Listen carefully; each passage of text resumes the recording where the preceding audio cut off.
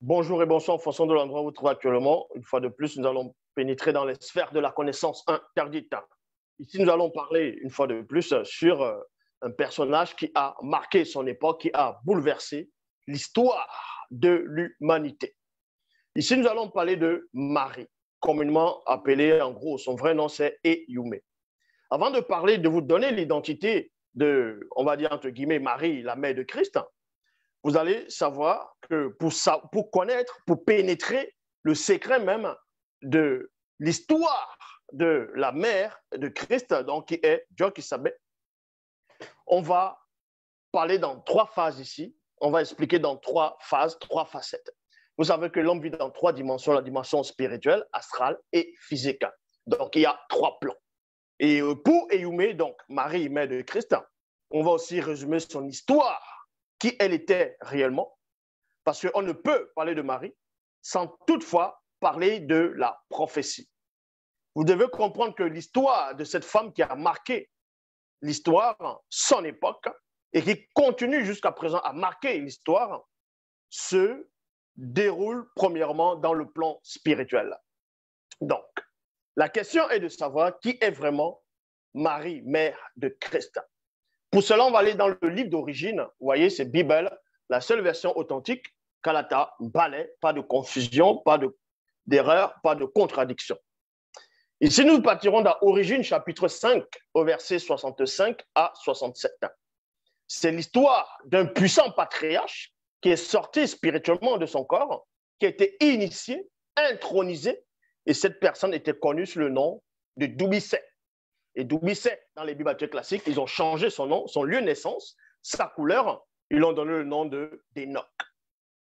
Pas Enoch, le fils de Caïn, mais le Enoch qui était enlevé. Donc ici, c'est l'histoire d'Enoch qui, quand il sort de son corps, il y a deux puissantes entités qui vont le guider, qui vont lui montrer des choses dans le monde spirituel, le monde des esprits supérieurs. Et là-bas, à un moment donné, les entités vont lui transmettre la prophétie sur la mère de Christ. Qui elle est vraiment? Quel sera son rôle dans le plan visible? Sans cela, où tantôt au début, je vous ai expliqué que pour comprendre qui est Eyumé, donc la mère de Christ, ce qu'on va appeler Marie dans les Bibles classiques, dans d'autres religions dites révélées, c'est Myriam. On va aller dans trois dimensions, donc dans trois phases. La première phase consiste, premièrement, à annoncer sa venue dans le plan visible. Donc, c'était une prophétie. Il est dit ici, il a été créé, en parlant de l'homme, pourquoi l'homme a été créé dans un autre plan, il a été créé pour imiter la vertu et l'impartialité des entités célestes, c'est-à-dire les entités du grand ordre des choses. Pour cela, virgule, une jeune femme noire, initiée et vierge, d'une beauté, d'une pureté, d'une beauté remarquable, viendra et naîtra dans un temps lointain. Il y a virgule ici. Parmi le peuple initié, afin de servir de passage à celui qui montrera plutôt aux hommes connus du peuple noir la voie de la vertu des entités célestes. Donc, vous comprenez que ce qu'on va appeler Marie, mère de Christ, pas Marie, mère de Jésus, parce que je vous ai déjà démontré que Jésus, c'est une usurpation. Mais néanmoins, Marie, mère de Christ, parce que Christ ne veut pas dire Jésus. Contrairement à ce que les pseudo enseignants, les soi-disant pasteurs, ils veulent faire croire aux gens que quand on dit Christ, ça veut dire Jésus. Christ, ça veut dire oint. Ça ne veut pas dire Jésus. Il y a eu beaucoup de Christ. David a été oint par le prophète Samuel, donc lui-même c'était un Christ. Les rois qu'on a oint, c'était des Christ. Le roi Samuel, c'est-à-dire le roi Saül, donc Nyonggi, lui-même on l'a oint. C'était un Christ, mais un Christ roi. Mais le Christ dont fait allusion ici, c'est le Christ, le Messie, le Sauveur, celui qui vient extirper l'homme de la mort spirituelle, c'est-à-dire l'homme noir, le peuple élu. Pour cela, pendant la conversation entre Dubicet, qui veut dire initié en même temps baptisé, avec les entités qui sont en train de lui initier, qui sont en train de lui montrer des choses d'au-delà de la haute fréquence, ils vont lui dire ici, ils vont donner la prophétie qu'il y aura une femme, une jeune femme noire, initiée, vierge, qui viendra, c'est-à-dire d'une pureté et d'une beauté remarquable, viendra et naîtra dans un temps lointain. Lointain, c'est-à-dire bien longtemps après la grande inondation, c'est-à-dire le déluge, hein, bien longtemps après le grand cataclysme, donc le fragment des continents. Et bien longtemps même, c'est-à-dire après Abraham, après Moïse, ainsi de suite, et Éyoumé viendra. C'est pour ça qu'on vous dit ici, et cette jeune femme initiée sera connue sous le nom d'Éyoumé. Éyoumé, c'est ça qu'on va prendre maintenant, ils vont mettre dans les Bibles classiques, ils vont dire, comme je dis, qu'on l'appelle Marie. Ils vont changer sa couleur, exactement comme on peut voir au Vatican. Vous pouvez aller au Brésil, la Vierge noire, il y a la Vierge noire, la Vierge blanche. Et la Vierge noire est la plus ancienne. C'est la plus ancienne. Et la Vierge noire aussi a été reprise aussi dans l'Égypte antique et aussi dans la Mésopotamie antique. Mais vous devez comprendre que toutes ces représentations, les représentations de cette Vierge noire, l'origine même, c'est Éyoumé, dont c'est dont on fait allusion dans Origine, chapitre 5, au verset 67. Cette jeune femme initiée sera connue sous le nom d'Éyoumé. Donc, premièrement, Marie, mère de Christ, était noire. Elle était noire initiée. Ce n'était pas une femme blanche. Ce n'était pas une femme juive, quand on essaie de représenter. Non. C'était une femme noire dans l'Afrique ancestrale. Et son fils premier-né dans le plan visible. Et selon la prophétie, c'était Djokisabé qui est le vrai Christ, le vrai Messie. Dans la phase 2, on va aller pour parler de ses parents. Parce que dans les Bibles classiques, on ne vous dit même pas qui étaient réellement les parents de Marie, mère de Christ. Ils vont venir juste écrire qu'il y avait une jeune fille, elle était fiancée à Joseph, elle était de la lignée de ceci. Et ensuite, l'ange Gabriel apparut, l'ange Gabriel lui a annoncé la naissance d'un sauveur, de quelqu'un. Ça, ce sont des torchons. Mais la vraie version d'ici, dans Koudoumane, chapitre 1, versets 1 à 21. Donc, on ne peut parler de Marie, d'Éyoumé, sans parler de son origine, aussi visible. Donc, premièrement, dans la phase 1, on annonce sa venue. La phase 2, on va présenter sa maman. On va présenter son père. Mais est-ce que son père a eu des rapports sexuels avec sa mère pour donner naissance à Marie? Point d'interrogation. On va vérifier cela dans Koudoumane 1, 1 à 21. Il est dit ici, non loin du lieu où se trouvait Loma. Loma, c'est Malachi.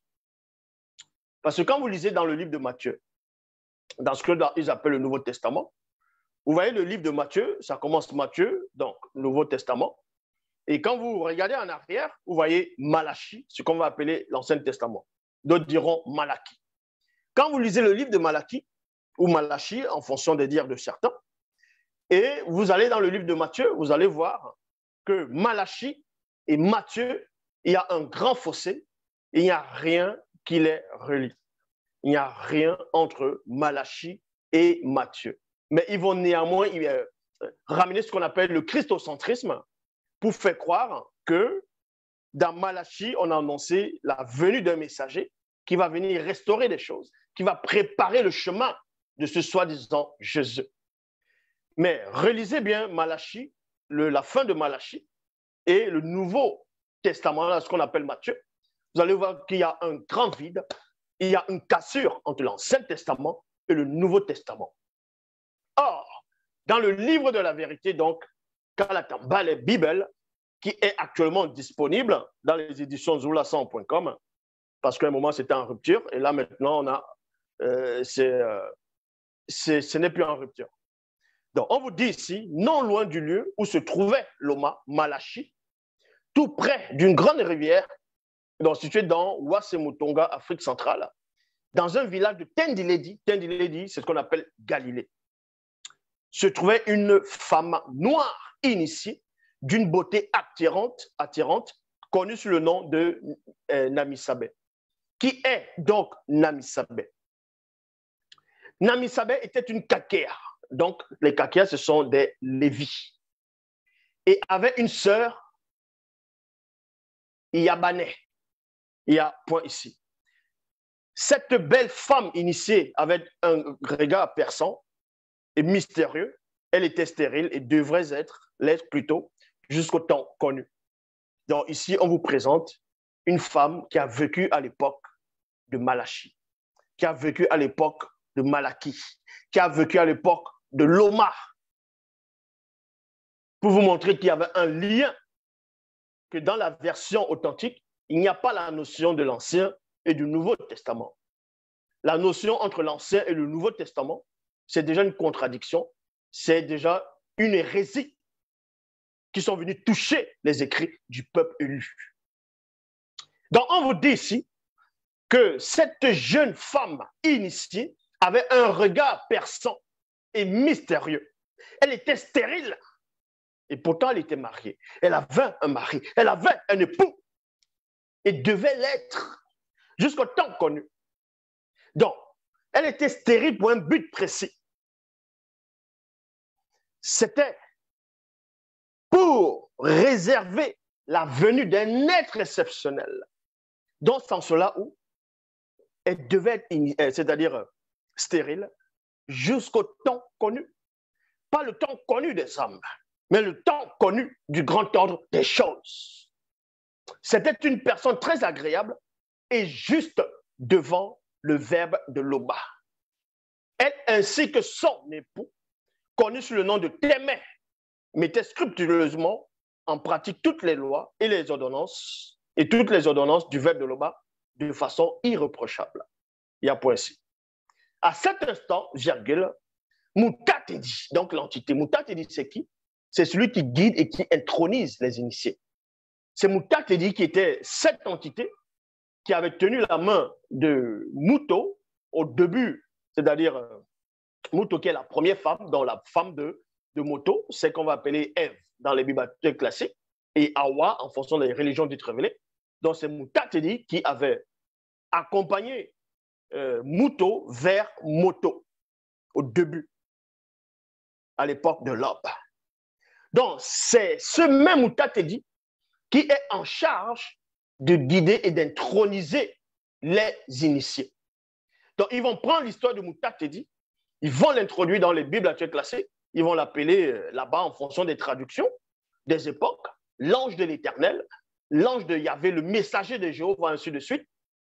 Mais son vrai nom ici, c'est Moutatedi.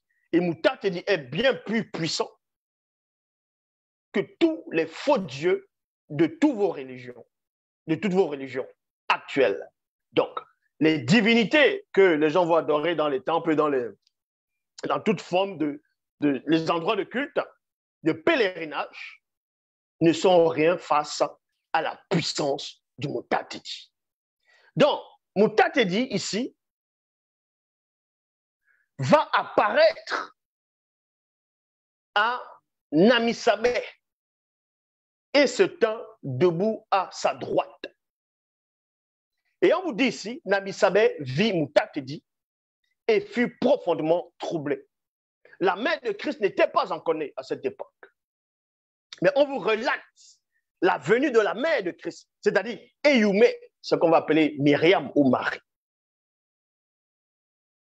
Namisabé vit Moutatedi et fut profondément troublé.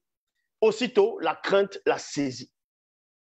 Mais Moutatedi lui dit, ne crains point, donc aussi Boabongo, Namisabé, car la prière de ton esprit a été exaucée. Voici que tu es stérile, tu n'as jamais eu d'enfant. Il y a point ici. Tu vas devenir enceinte sans l'intervention de ton époux, sans l'intervention de ton mari.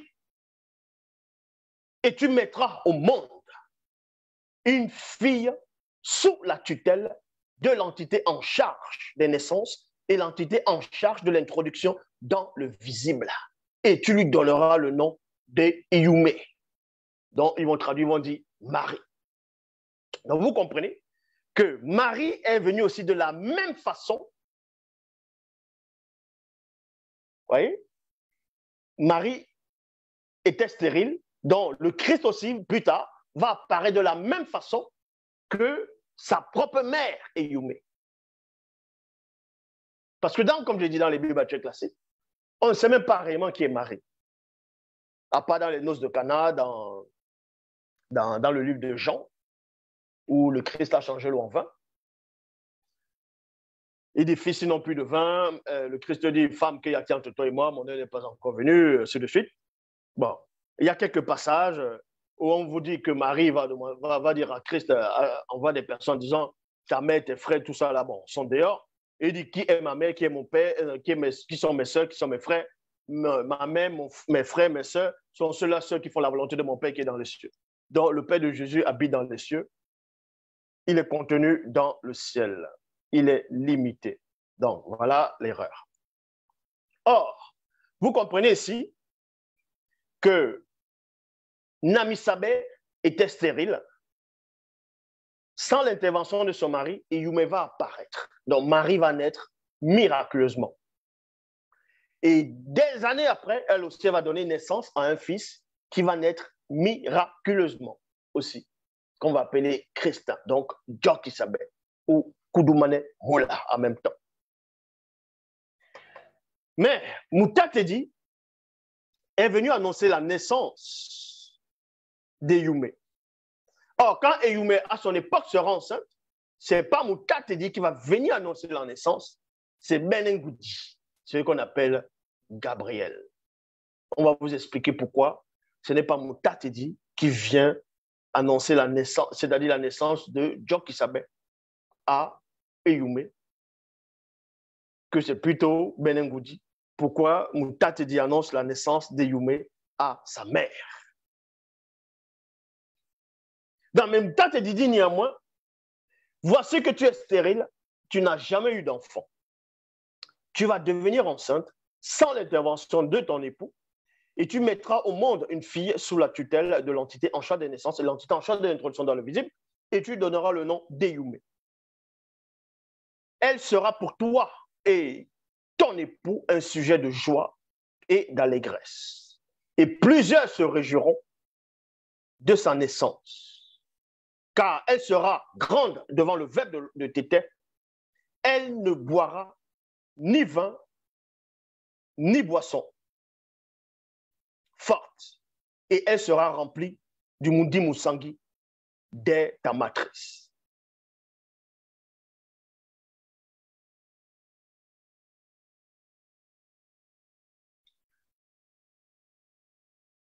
Ici, Moutatedi annonce quelque chose de formidable à Namisabé. Prends donc bien garde, dès maintenant, de ne point boire de vin de palme, ni boisson forte, et de ne manger aucun animal avec son sang, ni étouffé. Ni étouffé. Parce que le corps de Namisabé doit être un temple saint pour recevoir une sainte semence qui doit donner naissance à un être parfait. Contrairement dans les Bibles classiques, dans le livre de Job, on vous dit depuis quand un être pur peut sortir des humains, d'un être souillé. On faisait allusion à 15 ans d'être. Ça, il faut comprendre ces choses. Elle sera consacrée à Tété dès ton ventre et durant toute sa vie terrestre jusqu'au jour où elle quittera le visible. Donc, on a encore prophétisé la naissance d'Eyumé.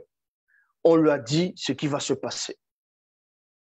La naissance d'Eyumé, donc on prophétise exactement comme on avait prophétisé dans Origine chapitre 5.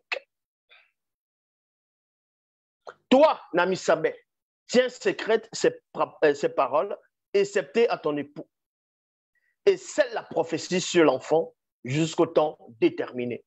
Ça, c'est logique. Et Namisabé a scellé le secret, a scellé les paroles de la prophétie que Moutatedi lui avait transmise ici. Sans cela, où le Vatican n'a pas pu percer cela, n'a pas pu décoder, enlever ce qui avait été voilé. C'est pour cela, ils vont juste vous parler de Marie, sans vous parler de sa famille, et ainsi de suite. Vous allez dire, mais Marie est d'où?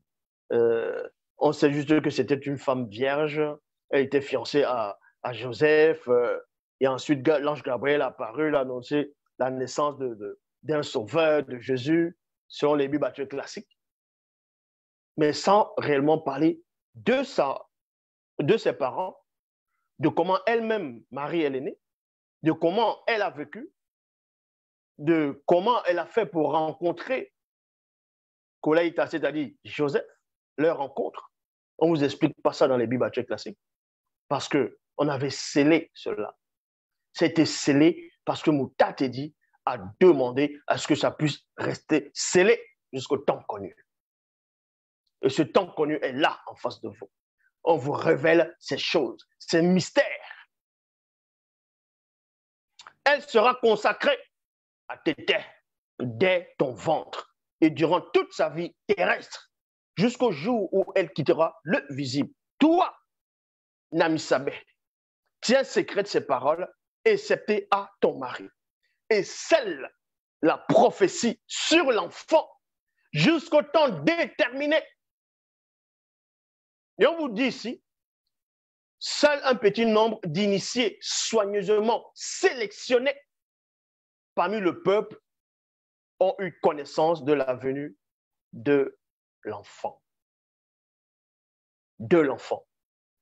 Soigneusement sélectionné. La venue de l'enfant.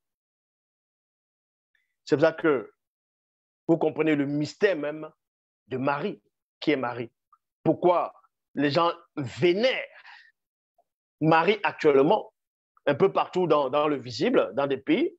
Il y a la statue de la fausse Marie, qu'on représente, les gens vont l'adorer, ils vont dire c'est la déesse, d'autres diront c'est la reine du ciel, ils vont dessiner l'étoile, les étoiles, une couronne d'étoiles, le soleil et la lune sous les pieds, ainsi de suite, pour faire allusion en disant que c'est la reine du ciel.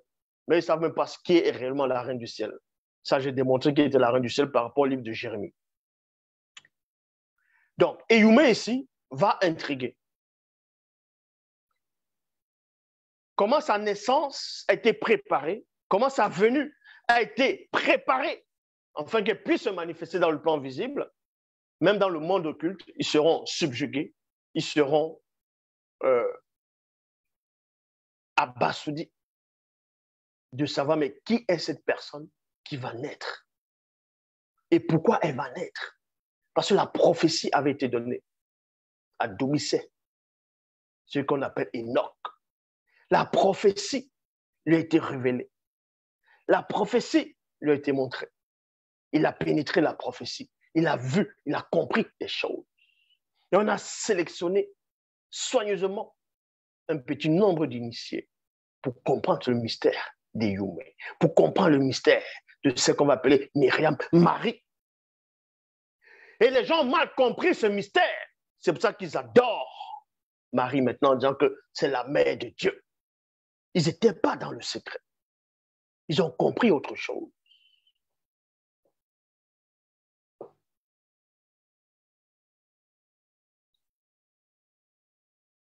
Après ces paroles, Moutatedi disparut soudainement de devant les yeux de Namisabé. Elle resta seule stupéfaite de l'apparition de l'être de lumière qu'elle venait de voir.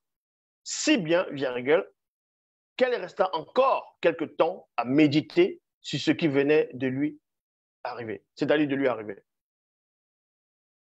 Namisabé fit cette prière et dit, « Oh Loba, je suis soumis à ton verbe. Qu'il me soit fait selon ta parole. » Parce qu'elle a cru, elle a accepté, elle a adhéré aux propos du Moutatedi. Et elle ne s'est pas posé la question de savoir comment est-ce que ça va se produire réellement. Comment est-ce que ça va se produire réellement? Comment? Donc elle a cru aux paroles. Lorsqu'elle entra, on vous dit ici, plus tard, elle quitta ce lieu et en toute hâte, en cheminant en direction de sa demeure. Lorsqu'elle entra dans la maison, Témé, son mari, c'est-à-dire son époux, qui lisait l'un des écrits des prophètes, entendit le bruit et se leva. Dès lors qu'il croisa le regard de Namisabé, il comprit qu'elle venait de voir une apparition divine à la rivière. Et il savait que sa femme se trouvait à la rivière. Et quand elle entre, après qu'elle ait vu Moutatedi, quand elle entre, son mari était en train de lire les écrits des prophètes. C'est quelqu'un qui était soumis au verbe de l'Oba, quelqu'un qui était assidu dans la spiritualité. Donc, quand sa femme entre, il se croise du regard, il comprend directement, il va pénétrer le regard, parce que dans le regard, il y a un langage. Il va pénétrer cela, il va comprendre que sa femme vient d'avoir une apparition divine. Pas une apparition démoniaque, mais une apparition divine. Parce que quand tu as l'apparition démoniaque, occulte, le visage, on voit cela. Mais quand c'est une apparition qui n'est point occulte, qui émane du grand temps des choses, ça, on peut distinguer cela. Ça se voit quelque part, ça se ressent. C'est un autre mystère connu par les initiés. Donc, dès lors qu'il croisa le regard de Namisabé, il comprit qu'elle venait de voir une apparition divine à la rivière. Alors Namisabé détailla à Témé ce qui s'était passé à Mopi, c'est-à-dire la rivière. Donc ici, elle déclare, elle lui raconte toute l'histoire à son mari. Et lui, il a cru, parce que c'est un initié. Il a cru parce qu'il s'est détecté les paroles issues de l'anti-vérité et les paroles qui sont issues du verbe de l'Oba. Ça, c'était la phase 2. La phase 1 consiste maintenant à la naissance des Yumé. Parce que la première phase, c'était on va révéler à Doubissé, dans Enoch, l'initié en même temps baptisé, que Yumé viendra dans le visible à un temps reculé. On lui a expliqué le pourquoi. Et deuxième phase, on vous présente d'abord les parents de Yumé, donc sa mère et son père adoptif, Témé. Donc, la troisième phase maintenant consiste à montrer comment Yumé est né, c'est-à-dire comment Marie a vu le jour dans le plan visible. Ça, là, on ne vous le dit pas dans les Bibles actuelles classiques. Parce que ce sont des torchons. La naissance miraculeuse d'Eyumé. Dans Koudoumane, chapitre 2, versets 1 à 17. Il est dit ici, le jour tant entendu arriva, où Namisabé devint enceinte par l'intervention divine. Il y a un point ici. Elle s'établit au milieu d'un village inconnu des non-initiés, sous grande protection des plus puissants prophètes de Wassé, c'est-à-dire Afrique ancestrale de l'époque. Donc, la mère de Marie, c'était une noire. Marie elle-même, c'était une noire. Le vrai Christ lui-même, c'est un noir. Tous les prophètes, les patriarches, les apôtres, les messagers qui sont venus étaient uniquement de race noire, car la spiritualité est une question de race. Ça, il faut comprendre et pénétrer cela. Donc, on vous dit ici,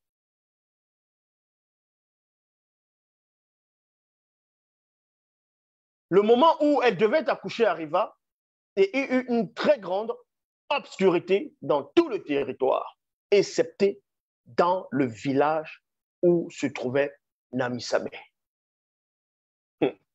Donc, au moment où Eyumé, dans ce qu'on va appeler Marie, va naître, il y a une grande obscurité. Il dit bien, une très grande obscurité, excepté dans le village où elle naissait. C'est-à-dire qu'on voilait encore, même cela.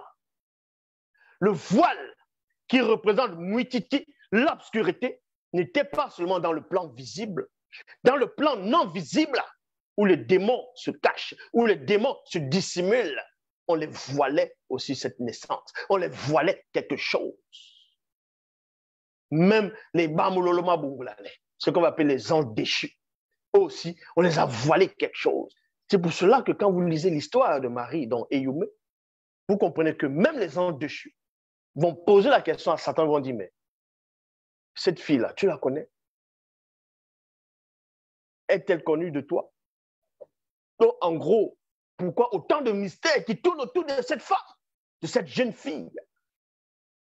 C'est-à-dire que le jour de sa naissance, d'abord, on scelle la prophétie. On cache d'abord cela on va cacher cela à ce qu'on va appeler, à celui, on va cacher cela par Doubisset. Donc, on va révéler à Doubisset et Doubisset va sceller cela.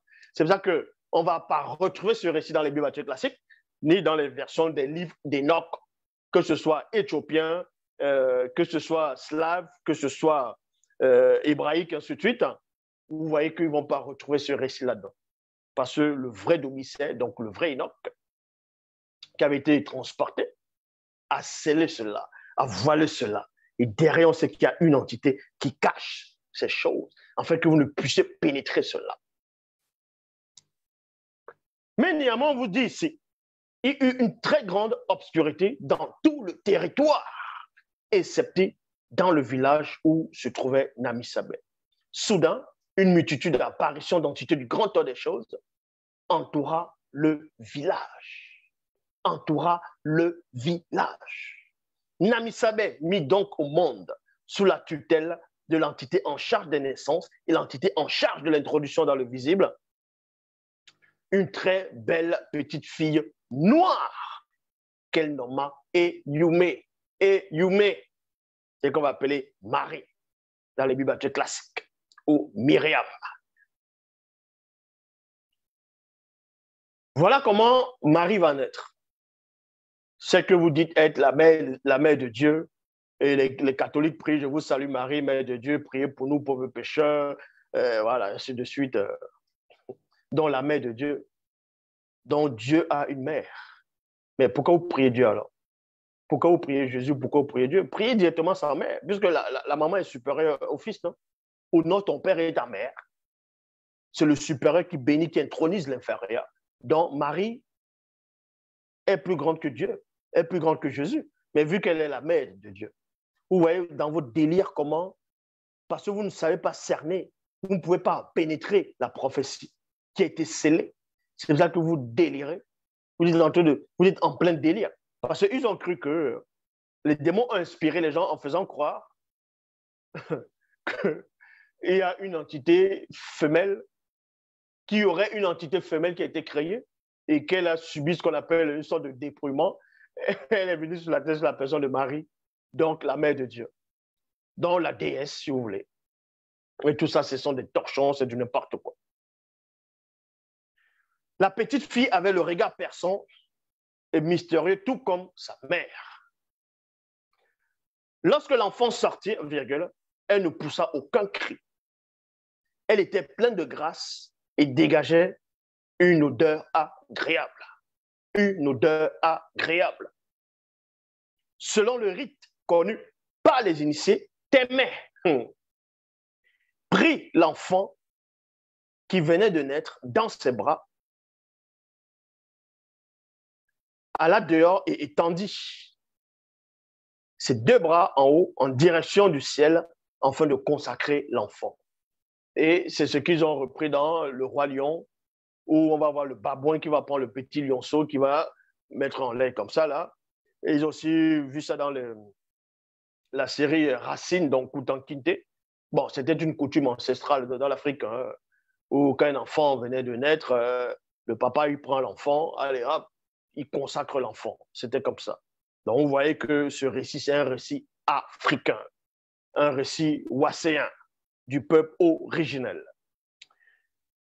Et la petite fille grandissait et se fortifiait en esprit, en sagesse, sous la protection exceptionnelle des plus puissants prophètes et matriarches initiés du village. Il y a point ici.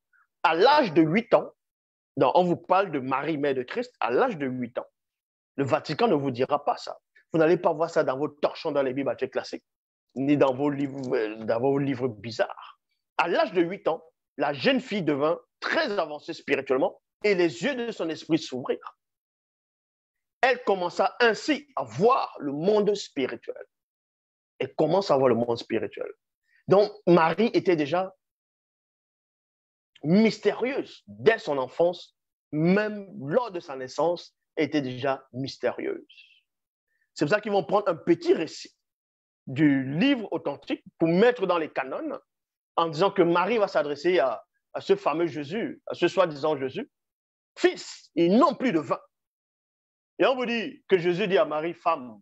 Il dit femme, il ne dit pas mère. Il dit femme, que y a-t-il entre toi et moi? Mon heure n'est pas encore venue.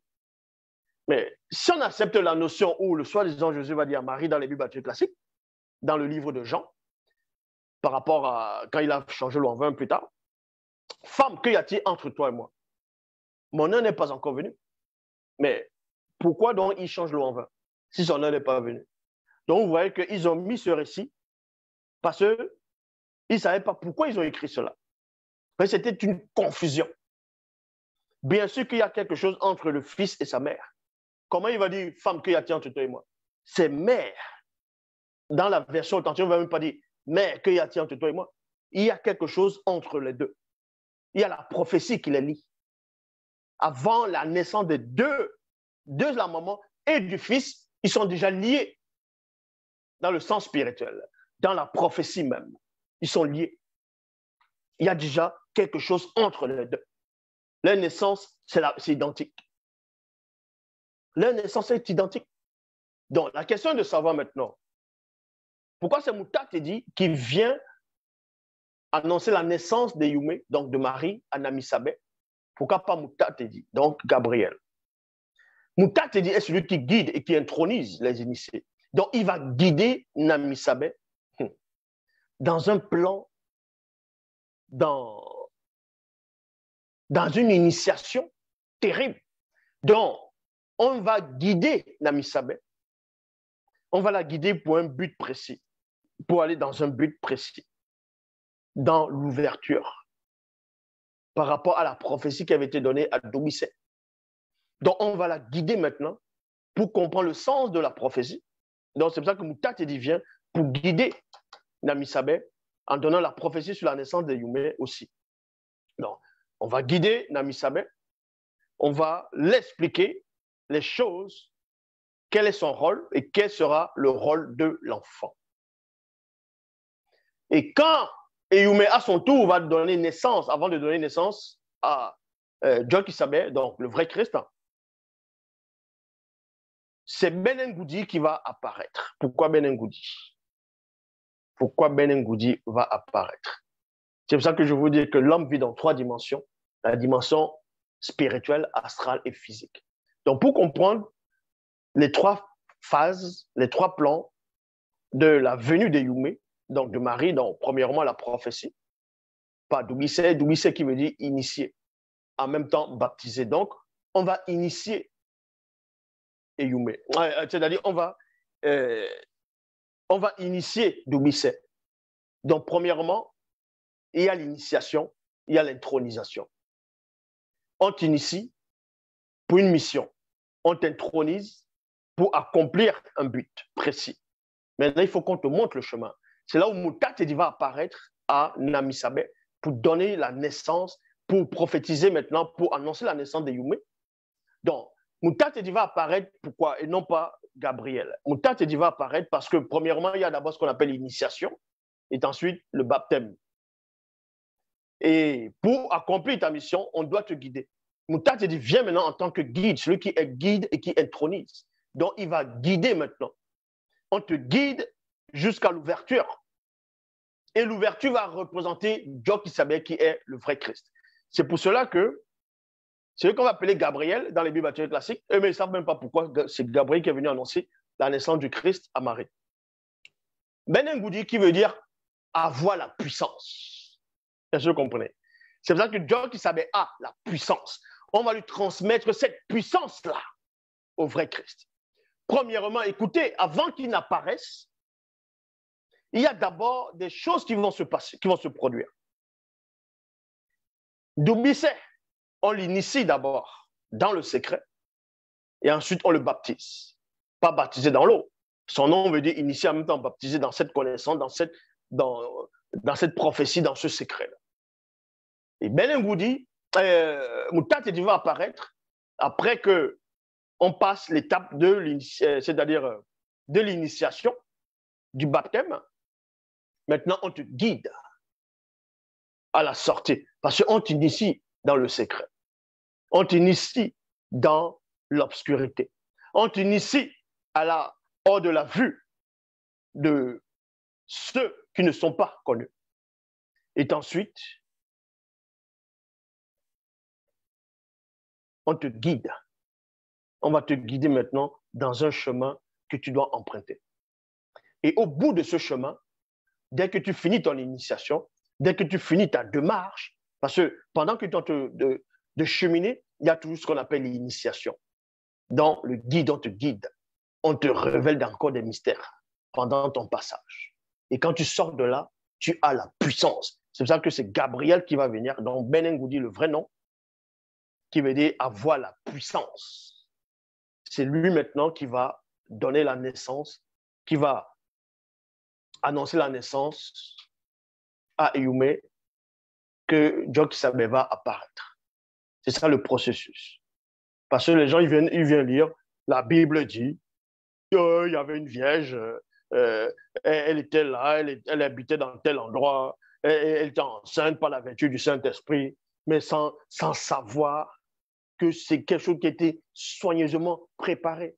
C'est une initiation, c'était un rituel dont vous ne pouvez même pas imaginer, soupçonner, pénétrer. Est-ce que vous comprenez? Avant que le Christ n'arrive, il y avait une très grande préparation avant qu'il ne descende.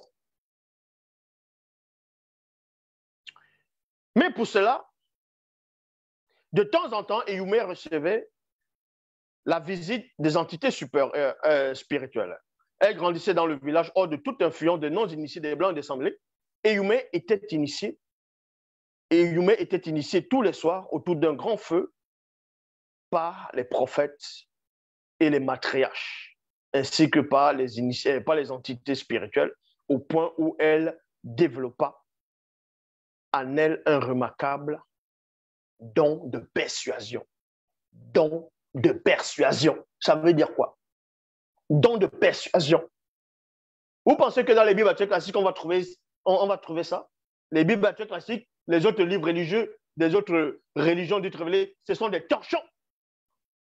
Pourquoi ici, il est précisé que Ehumé était initié, premièrement, tous les soirs, autour d'un grand feu. Est-ce à dire qu'il n'y avait pas de technologie à cette époque?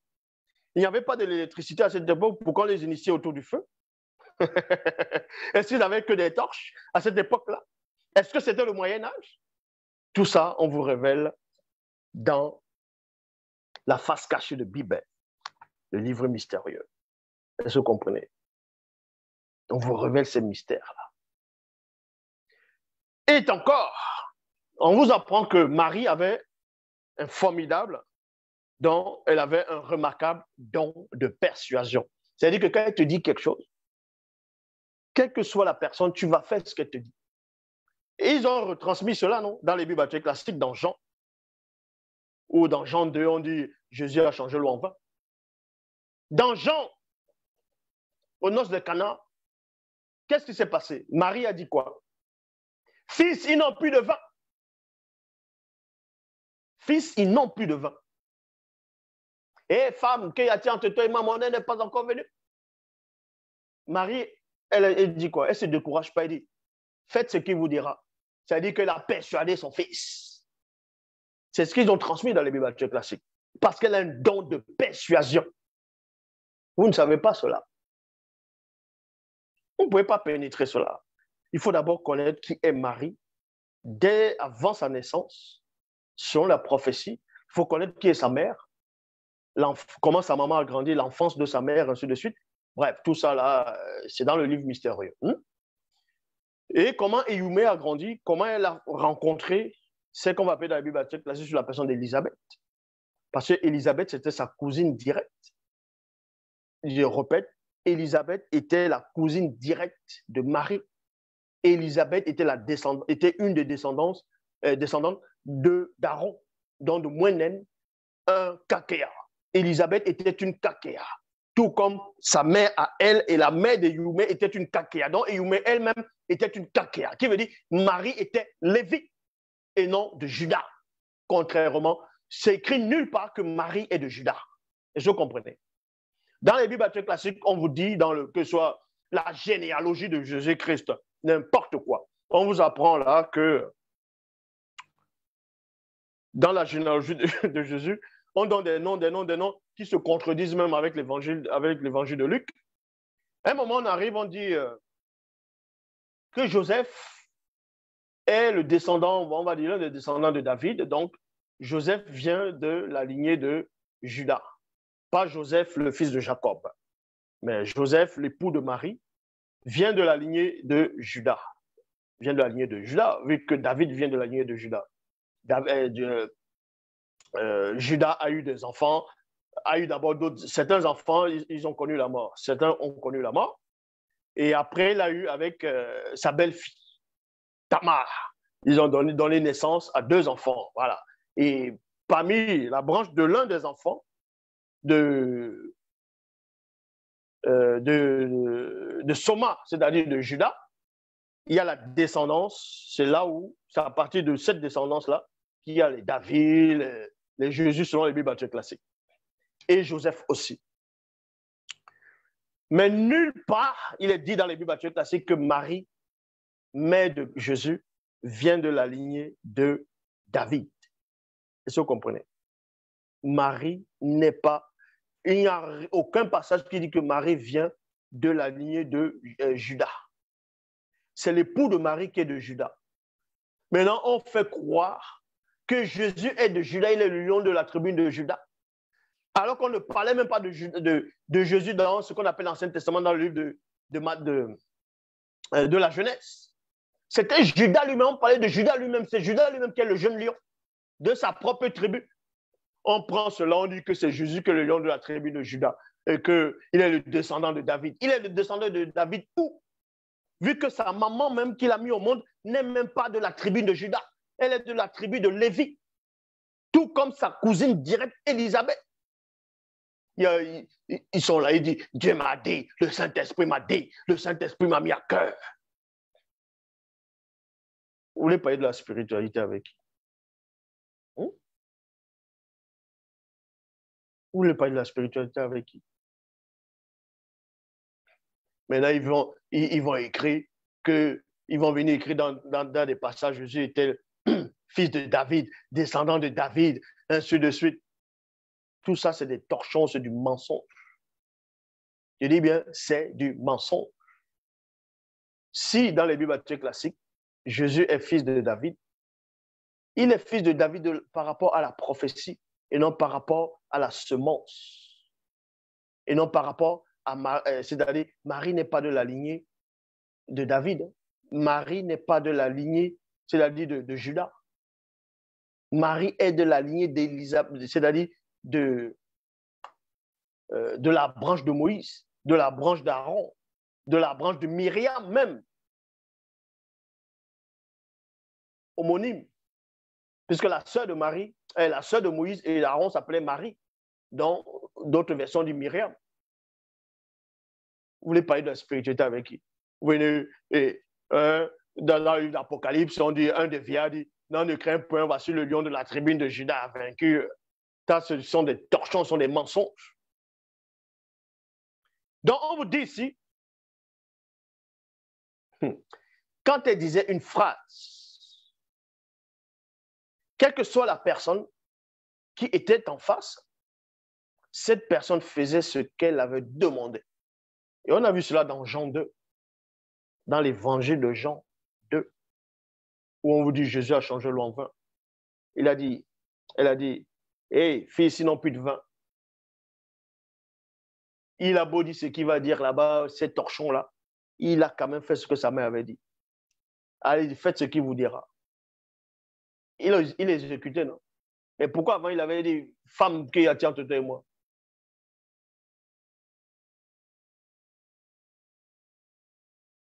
Ce qu'il y a, c'est qu'il a persuadé, elle a persuadé l'enfant.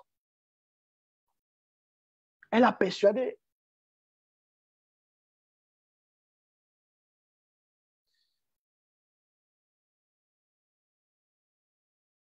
Et dans la suite, on vous dit, Eyumé a pris la science des plantes médicinales. Elle avait une voix si belle et si douce qu'au moment même où elle se mettait à chanter, les différentes espèces d'oiseaux chantaient avec elle. Et oui, les différentes espèces d'oiseaux chantaient avec elle. C'est pour ça que Disney a copié aussi cela, où on vous montre la Blanche-Neige, les Cendrillon, les petites princesses, les pousses danseuses pousselines, ce genre de choses. Quand ils vont danser, quand ils vont chanter, les oiseaux vont chanter, les lapins, les lièvres, les grenouilles, et ainsi de suite, les crapauds. Vous voyez? Et vous pensez que ce sont des inventions? C'est normal, ça peut que vous surprendre parce que vous n'êtes pas spirituel. Il faut être spirituel pour adhérer à ce que je dis. Hein? Et non raisonner charnellement.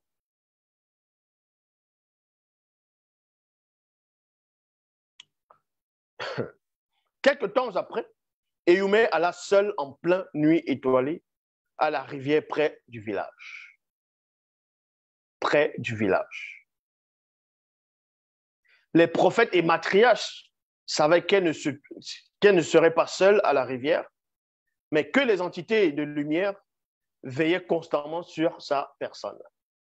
Donc, étant jeune, elle allait toute seule à la rivière, elle méditait, elle faisait ce qu'elle devait faire. C'était pour son initiation, mais on ne craignait pas qu'il y aurait des gros serpents qui vont venir parce qu'il y avait des entités qui la protégeaient déjà. Depuis ce temps, virgule, ce village n'est accessible à aucun homme ou femme non initié. Est-ce que vous comprenez? C'est comme ça que ça se produit. C'est comme ça que ça se passe. Ici, c'était pour vous montrer l'aperçu de Marie, mère de Christ, d'Eyumé. C'est-à-dire Eyumé, mère de Jokisabé. Comment elle est née, sa venue, ainsi de suite. C'est très important. Vous devez savoir ces choses-là. Vous devez pénétrer ces choses-là. Et non rester tâtonner. Dieu m'a dit, le Saint-Esprit m'a mis à cœur. C'est pas comme ça que ça se produit. Il faut connaître la haute spiritualité, la haute fréquence. Il faut connaître ces mystères-là. C'est très important. Donc, comme je disais constamment, et je le dis encore, il n'y a qu'un seul enseignant. C'est celui qui est en face de vous. Le reste, ce sont que des torchons. Tous ceux qui n'ont pas été mandatés par celui qui est en face de vous sont des torchons. Donc voilà. Ici s'arrête le message. L'Oba se glorifie toujours.